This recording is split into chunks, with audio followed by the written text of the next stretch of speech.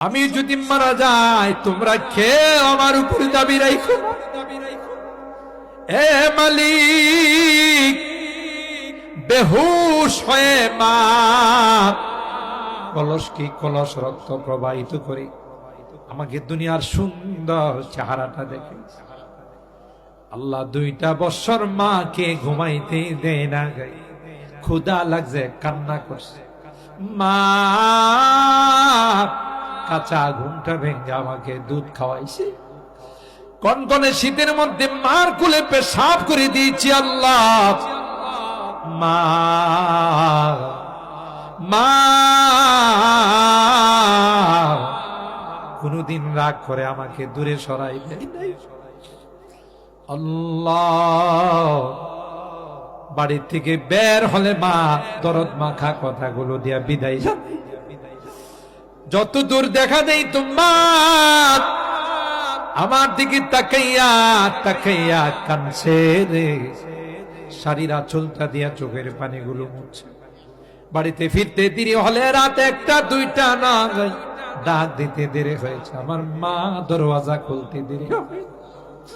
আজকে মা নাই, বাবা নাই। আল্লাহ, গভীর রজনীতে বারবার তাদের কথা মনে পড়তেছে। গুনার কারণে যদি তোমার জাহান্নামের আসামি হয়ে থাকে, আমরা ভিক্ষুকের মতো তোমার কাছে মাপ চাই, ক্ষমা চাই।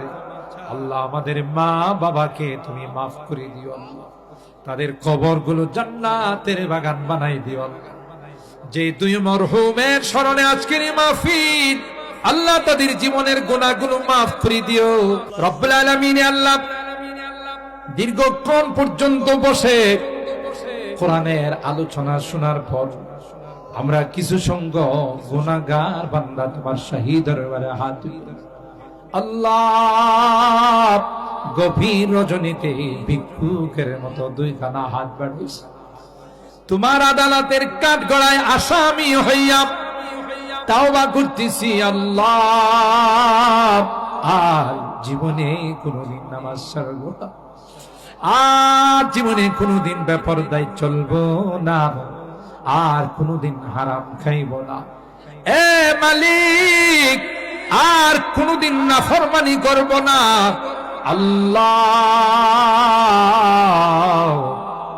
বুঝি না গাই জীবনে অনেক গুনাহ করে ফেলেছি।